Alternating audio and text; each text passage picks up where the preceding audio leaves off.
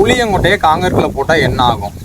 ஆக்சுவலாக இந்த காங்கிரீட்டில் புளியங்கொட்டையை போட்டு டெஸ்ட் பண்ணியிருக்கேன். இதை வந்து ஒரு 7 மாதத்துக்கு முன்னாடி ரெடி பண்ணேன். இது ஒன்று மட்டும் கிடையாது, ஒரு 4 பீஸ் ரெடி பண்ணேன். 7 மாதத்துக்கு முன்னாடி போட்ட பிளாக்ஸு இன்னைக்கு வெடிச்சிருக்கு.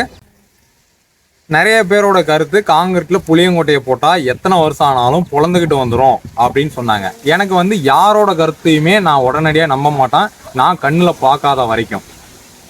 அப்படியே வந்து பார்த்தீங்கன்னா என்னோடய ஃப்ரெண்டோட வீட்டில் ஃப்ளோரிங்க்கு சிப்ஸு போட்டேன்.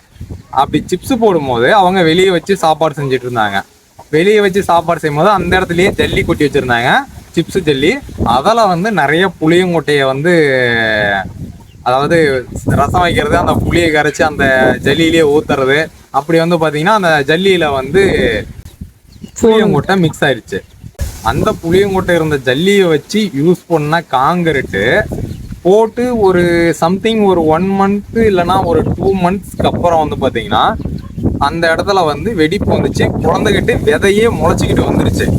சரி, அது நான் கண்ணில் பார்த்துட்டேன். இருந்தாலும் இன்னொரு வாட்டி டெஸ்ட் பண்ணுவோம் அப்படின்ட்டு நான் இதை வந்து ஒரு 7 மாதத்துக்கு முன்னாடி ரெடி பண்ணேன். இது ஒன்று மட்டும் கிடையாது, ஒரு 4 பீஸ் ரெடி பண்ணேன், டிஃப்ரெண்டான மெத்தடில். இது வந்து ஆற்று மணலில் ரெடி பண்ணது. ஆற்று மணலில் மட்டுமே 2 சாம்பிள் ரெடி பண்ணேன். அப்புறம் வந்து பார்த்தீங்கன்னா எப்சாண்ட் காங்கிரீட்டில் வந்து இதில் ஒரு 2 சாம்பிள் ரெடி பண்ணேன்.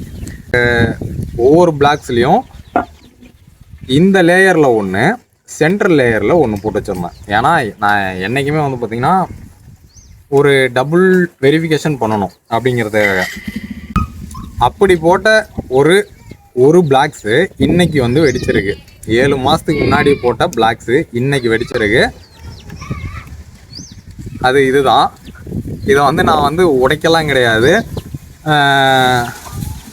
புளியங்கொட்டை பார்த்தாவே உங்களுக்கு தெரியுது.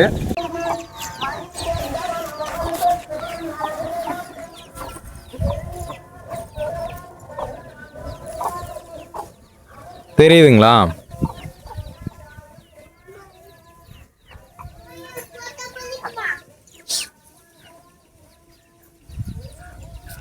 புளியங்கொட்டை வச்சிருந்த இடம்,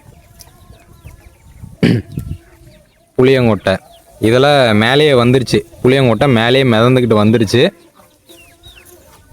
இதுக்குள்ளே இருக்கிற காங்கிரீட் வந்து உள்ளேயும் இருக்குது. காங்கிரீட்டுக்கு உள்ளேயும் வந்து பார்த்தீங்கன்னா நான் அந்த சீடு போட்டு வச்சுருந்தேன். தெரியுதுங்களா புளியங்கொட்டை? ஆக்சுவலாக புளியங்கொட்டையை வந்து காங்கிரீட்டுக்குள்ளே இருந்துச்சுன்னா அது கம்பல்சரியாக வெடித்து வெளியே வந்தே தீரும். என்றைக்குமே ஜல்லி பக்கத்தில் புளியங்கொட்டையை போட்டுறாதீங்க. இது வந்து ஒரு அவேர்னஸாகவும் எடுத்துக்கோங்க, இதை வந்து ஒரு எக்ஸ்பெரிமெண்ட் வீடியோவாகவும் எடுத்துக்கோங்க. இன்னும் பார்ப்போம். இந்த 7 மாதம் ரிசல்ட்டில் இந்த அளவுக்கு வெளியே வந்திருக்கு. இன்னும் ஒரு மேபி 1 இயர் 2 இயர் கழித்து இது சென்ட்ரலில் இருக்கிற இது வெளியே வருமா அப்படிங்கிறதையும் பார்ப்போம். அதை பார்க்கணுன்னா மறக்காமல் ஃபாலோ அண்ட் சப்ஸ்கிரைப் பண்ணிக்கோங்க. இதோட இன்னும் இன்ட்ரெஸ்டிங்கான டெஸ்டிங்கெல்லாம் பண்ணுவோம் ஃப்யூச்சர் வீடியோஸில். கன்ஸ்ட்ரக்ஷனை பற்றி மற்ற எல்லாத்த பற்றியும் பேசுவோம். இது லக்கி பிரின்ஸ் எக்ஸ்ப்ளோரர். தொடர்ந்து இணைந்தீர்கள்.